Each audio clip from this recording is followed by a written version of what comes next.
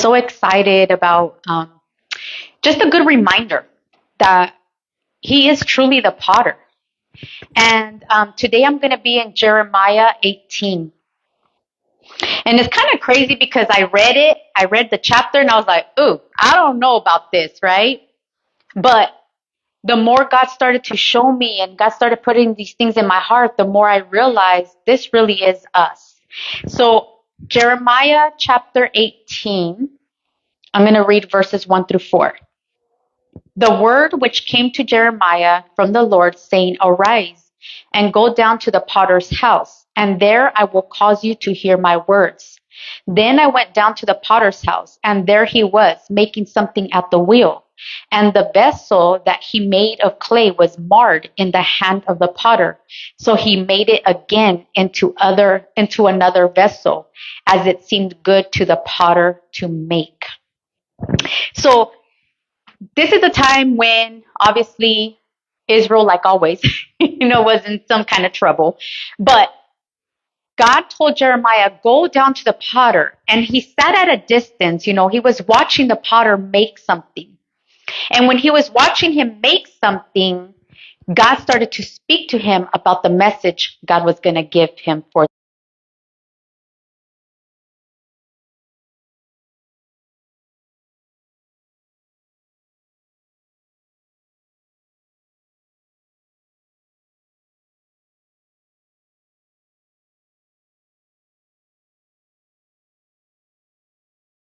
Was the other one where he created it. That's it. He was saying like it was ruined. He wasn't going to be able to do what he wanted to do with it. So he put it back on the table. And that means he remade something into something that was pleasing for the potter. See, every potter, every artist, when they're looking at what they're going to create, in their minds, they know what they're doing, right? If I start going, one time at one of our retreats, we played with Play-Doh. I mean, it's not clay, but it was Play-Doh. I am not very good with my hands in artistic form. I tried to create a little vessel. I don't know what it looked like. I literally needed help. Somebody needed to help me create that vision that I had in my head. But if you look at an artist when they're drawing, or you look at somebody who's making something, they alone know what they're going to do with it. I can only think I know what they're going to do with it. And then when they're done with it, it's something completely different than what I thought. Like my brother, he used to draw these, he used to sketch and stuff like that. But in his drawings, he would have one form like this, and it was all one picture. But then you would turn it, and it's a whole different picture. I'm like, that is so cool, And it's like the potter knew what his intention and his purpose was for this clay. But when he was making it, it was not turning out. So then he had to remake it. And so as we know, pottery has a process. So when you're working with pottery, first it goes through that where it's moldable, It's like wet and all that stuff. So you can mold it, you can shape it, you can play with it, you can do all that stuff. And then once he has it to where he wants it, and then it goes through the drying phase. So it has to be completely dried out. And then once it's dried, then it gets thrown into the fire. But the crazy thing is, once it's thrown into the fire, it will never go back to its original form. It will never go back. And that has to be us. That has to be us. When we come to that place, when we have come into the encounter with the potter, he is making something in us, and he's creating or recreating something in us that we will never be able to go back to where we came from.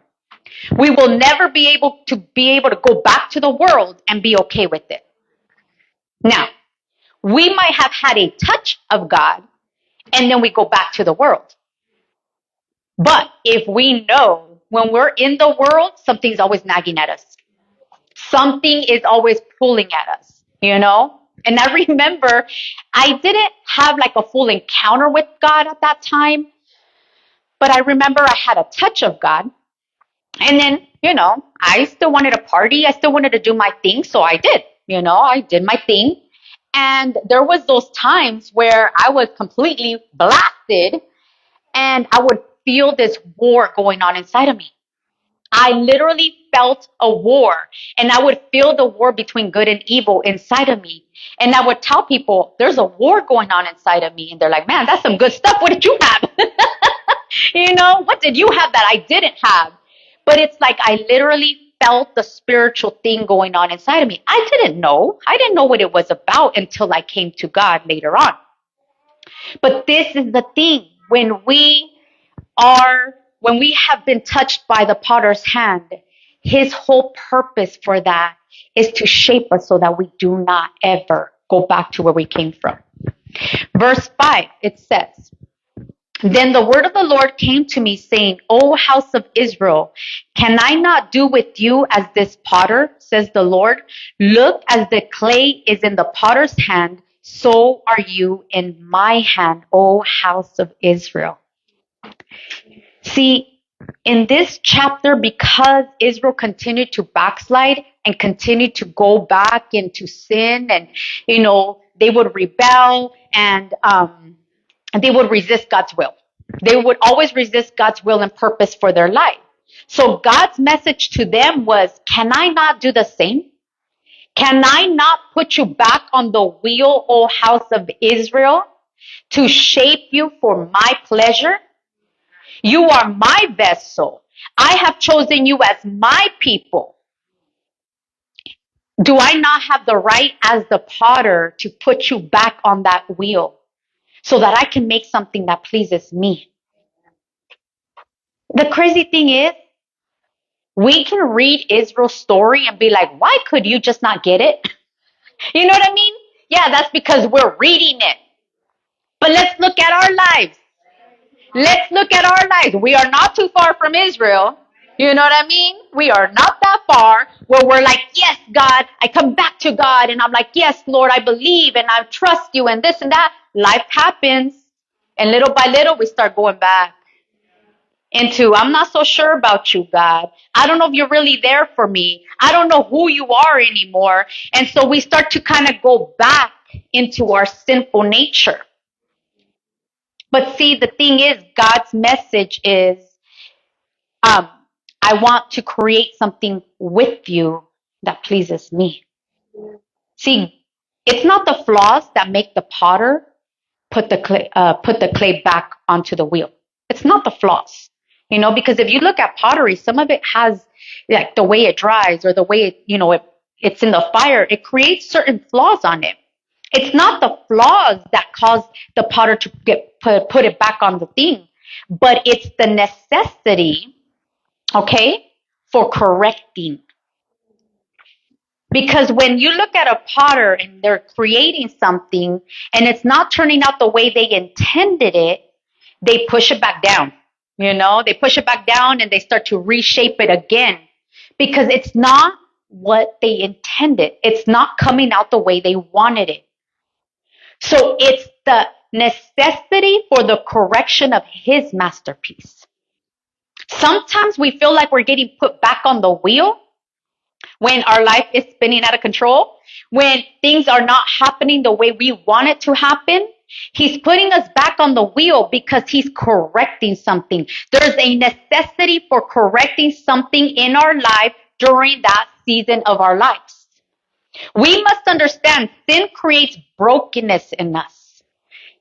Sin creates brokenness. And broken people hurt people. Right?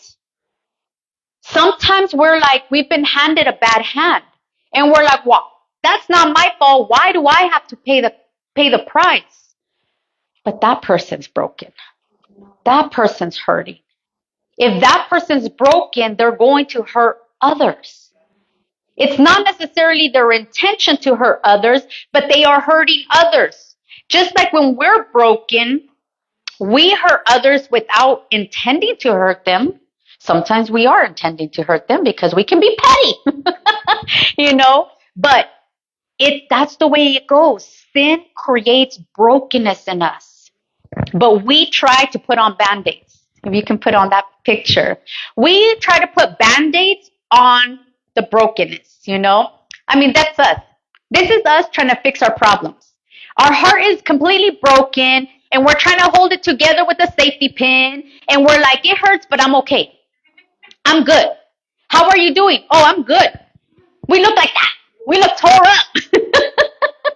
You know what I mean? We are messed up, but I'm okay, you know, but I'm okay. And it's like, for us, when we see pottery that is broken, we consider it useless and we consider it trash, you know? When I've broken things, well, it depends. If I really like it, I'll try to fix it. But sometimes it's like, you know, it's not really that good for me no more. So I trash it, right? Put on the second picture. But this is what I love about God. This is how we come to God. Look at the broken pieces. We're broken. We come to God broken. In Japan, there is an art of repairing broken pottery, and it's called kintsugi, golden repair, which highlights the cracks as part of its history, choosing to showcase it instead of hiding it. See, we're good at hiding. We're good at hiding our sin. We're good at hiding our pain. We're good at hiding our brokenness. But when we come to God or when we come back to God, He begins to mend those things. He begins to mend the brokenness. God is the creator of kintsugi. He is the one that created it. He's the one that did it. He's the one that looks at the broken pieces and He's like, I'm going to do something with that. I'm not done. I'm not finished. He created you. You're here with a purpose. You're here with an intention. God had an intention when He made you and brought you here on this earth. He did. But people, life, sin gets in the way of that. But see, even when we're created, God is always recreating. God is always recreating. So, God turns our brokenness and our history into a piece of art. Everything that we've experienced in the world and all the pain and all the things that we've gone through is part of our history. God's not trying to erase your history. He has washed your sins clean. But He is not trying to erase your history. That is part of what makes you you. That is part of you. And He's trying to create you into an art that showcases your scars as something beautiful. Look at the pottery. That was it when it was broken. That's it when it's done. I would want that in my house. That's beautiful. Why?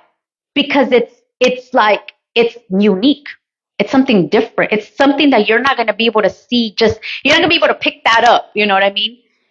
And so it's like, to us, having flaws, having blemishes, having scars is shameful. You know, we're ashamed of our scars. We're ashamed of our brokenness. But to God, it's beautiful. We don't want anybody else to see those things. You know, we want people to think we're strong. We're strong women, you know. And now these days in the world, women are, I ain't even going to get into all that. You know, it's a hot mess. I'm just going to say that. But in Christianity, we can also become like that. Well, I need to be strong. Yes, strong in Jesus. Jesus makes you strong, but it does not mean you are not fragile. Jesus makes you strong, but it does not mean you do not have weaknesses. Jesus makes you strong, but it does not mean that we don't feel broken, you know? We want to hide behind this I am strong, you know, kind of thing. But only the master can see the beauty in recreating a broken piece. Only He can see. I see a piece that's broken and I'm like, I'll cry about it because it was so pretty, you know, but it's like, well, I can't do nothing about it. It's done. But God looks at it and it's like, in His hands, we must go through the process. And sometimes we will struggle with obeying God. You know what I mean? We will struggle. Because when we are in His hand and He's recreating something with us, we're going to feel it. We're going to feel the broken pieces. We're going to feel the pain of it trying to be brought back together. Because in our minds, putting something that's broken back together, it's not possible. It's not possible for it to be mended. It's not possible for something beautiful to come out of this, you know? It's not possible, God, for you to restore what is broken. Because in my mind, restoration means I'm going back to the pain. But in God's eyes, restoration means this is part of your story. This is going to be part of your testimony. This is going to be part of what you use to bring others to me. Because you're going to be the showcase to show others I can do the impossible. I can do what nobody else can. I am the master potter. And I alone have the ability, if we allow him, to turn something that we feel is useless into something that becomes useful. Not only useful for our lives, but useful for others that come into our lives. And so, as us being clay in the potter's hand, we will sometimes try to buck. We're trying to kick. We're trying to throw his hands off. You know what I mean? We're just like, no, God, you can't create that. No, God, you can't make that, you know? And the Bible tells us, how can the clay tell the potter what to create?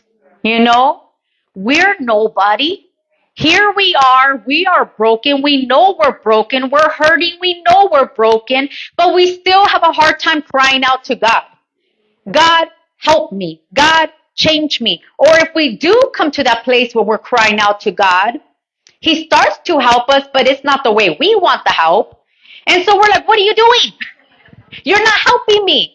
And he's kind of like, what do you think I'm doing? You know what I mean? Like, let me do what I do. And so then we finally like, okay, God, all right, I'll let you, I'll let you. And then we start to kind of we go a little further, and then we do the same thing all over again. We don't allow him to finish his work, because we interfere with his work. We're trying to put our hands up in it, Does the clay have hands to make itself? I mean, come on, let's put that picture on it. Is the clay all of a sudden going to grow hands and start making itself?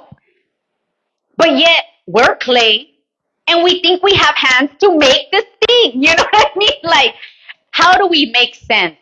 God, thank you for being so good, so faithful, that you are able to overlook our stupidity. And your love is able to just be like, you know what? Just move your hand. Just, you know what? Just get out of my way. And he's going to keep working with us. He's going to keep helping us. Because when we're struggling to obey God, we create problems, right? And it's funny because when we're the ones creating problems, we're like, God, why aren't you doing anything?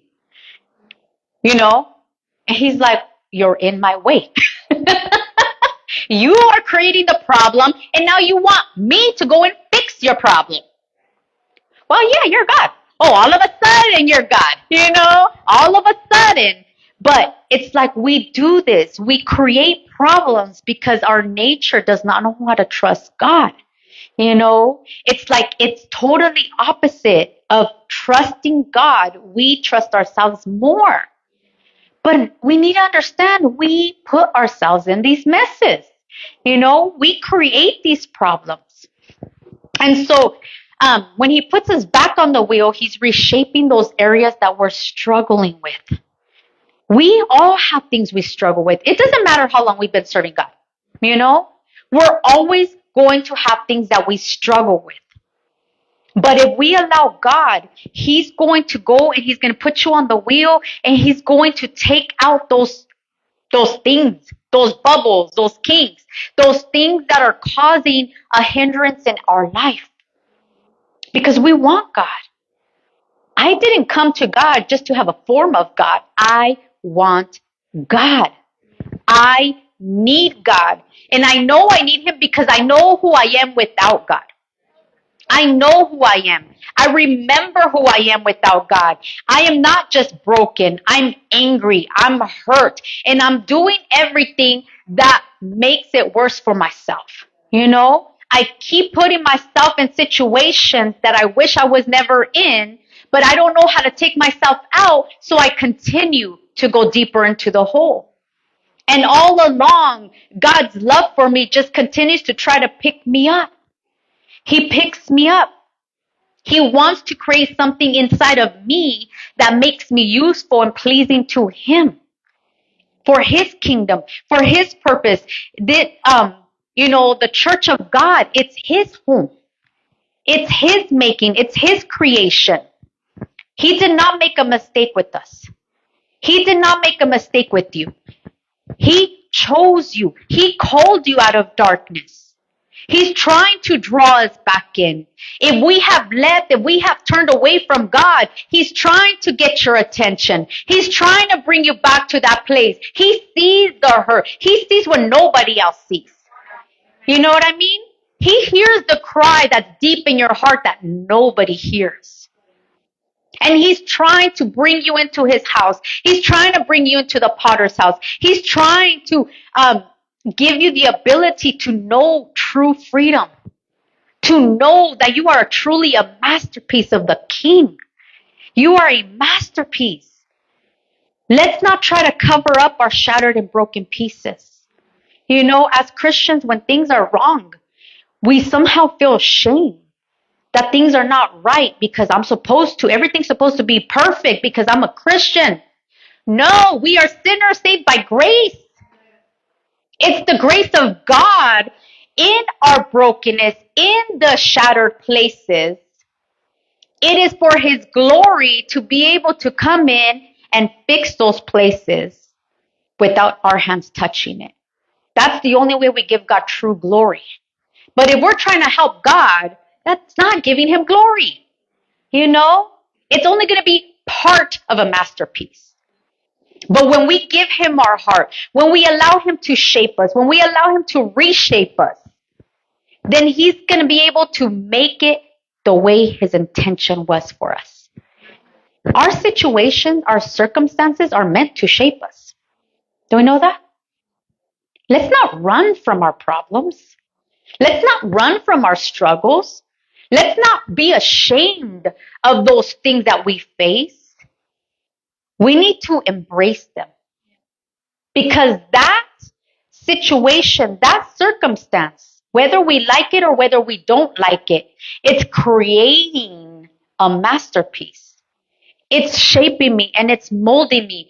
If Christianity was easy, everybody would do it. Everybody would do it. You know? They say Christianity is for the weak. I'm like, I dare you. Walk 6 months in my shoes. Let's talk about weakness, okay? Let's talk about strength. It is not hard for me to react in my anger. Quick second. That's all it takes. I don't even think about it. You know what I mean? But not reacting in my anger. Having to have the conviction of God restrain me and me having to be willing to obey that conviction. Now that's hard. Now that's hard. You're telling me to love that person that's doing everything in their power to come against me? Yes. Being petty along with them, that's easy. I mean, hating them, that comes easy to me. That comes easy. Reacting in my flesh, I don't have to think about it. I don't have to think about it. Doing the things God calls me to do. Now that takes real strength. And those are the situations that are going to force you to react in those things. You know, it's like I was telling the girls yesterday, it was like the other day I took my mama to an appointment and this lady, she gave my mama attitude I did not like. So of course, I didn't even think about it. What you say about mama? I reacted, and my mom's like, hey, calm down, stop it. If she wasn't behind that glass, you would have probably choked her. I'm like, well, I don't have a problem unless she has a problem, Mom. But then afterwards, I got convicted. What if she came? What if she came to the church? And she's going to see you're the pastor's wife? You better get somewhere with that. Oh my gosh. I'm like, Lord, that happens to me every so often, where I just I forget who I am and I react. And then the conviction of God comes and I'm back on the potter's wheel. So the next time that somebody comes in my face or my mama's face, I have to restrain myself. I could approach it differently. I'm not going to let you talk to my mama like that, but I'm going to approach it differently, and eventually every situation I'll get better and better and better. I'm not going to do it perfect every time. I'm not going to do it right every time, but I know that it's God, me on the potter's wheel, working those areas out in my life, working it. Why do we feel like we're going around certain issues round and round? Why do I keep coming back to the same issue, God? Why? Well, because he's trying to work it out in you and you're putting your little hand, let the clay create little hands, you're trying to push it off. You're trying to flop to the other side, you're trying to do anything and everything, but letting God work that issue out in you, I want God to work these issues out in me. I don't want to be a fake Christian. I don't want to be a hypocrite. I don't want to try to pretend like I'm something when I'm not. I want to be able to show people I have flaws. I have issues, but it's the power of God mending me. It's the power of God putting his hand and his touch in my life to showcase his glory, to showcase what a masterpiece, what a master potter he is, not me. Okay, I can't change myself. If I could change myself, I would not need Jesus, and I would not have had to put myself in situations I didn't want to be in, God is the one that's doing this. And the powerful thing, sometimes he's putting one piece back together at a time. Sometimes it's going to be a process. Some of us, it's going to be a long process because we are stubborn and we don't let God do what he wants to do, So it's like he's putting one piece at a time together. But the powerful thing about flaws, when we see it in a pottery, is that it makes that piece unique to that vessel. You're not going to find those flaws. You're not going to find those markings. You're not going to find it. And each potter has their own, their own markings, Each piece has its own unique markings. And we must understand you have your own special marking. You will not find another one just like you, even though twins, you know what I mean? Even twins. You're twins. Your DNA is the same, but your markings are different. Your markings are different because it's the hand of God that's shaping you as an individual for his glory. And we need to understand that God shapes us with an intention and a purpose only he knows. Only he knows. I don't understand my purpose perfectly, but I do know that I'm here to please him. If we can come to a place where we can accept God working things out in our life through surrender, through obedience, through trusting him, then we're going to see and we're going to feel safe in the potter's hand. You're going to feel safe. Do you feel safe in the potter's hand? Or do you get scared in his hand? Do you feel like you can trust the potter, that he knows what he's doing with you? Or do you doubt what he's doing with you? See, a lot of times we can get emotional and we're like, yes, I know it's a good thing. But what about when you're not sure? What about when things are falling apart? Do you feel safe? Do you feel like he's creating a masterpiece out of you that's useful and pleasing to him? Or are you still looking at God as, God, I'm useless, I'm ruined, I'm flawed, I have all these blemishes, God, you can't do nothing with me. Why me? Why are you trying to do something with me? Just like push me off to the wayside. How do you feel about God? How do you feel about his hand over your life? If you don't feel safe, then it means you got to stay on the potter's wheel and let his hand mold you and shape your life until you feel safe with him. Because if you do not feel safe, you will never become useful. It's not until that pottery allows itself to be molded that it's going to be able to come to the full circle of this is what it was meant to be. And we will never stop being reshaped until the day we make heaven our home. And I'm grateful for that because I have a lot of work to do. There's a lot of bubbles in this clay that need to be worked out. You know what I mean? But I am not ashamed of it. Don't let what you struggle with become your condemnation. Because condemnation is not of God, it's of the enemy. He has come to set us free, but in our freedom, it's not an excuse to do sin. Sin creates brokenness.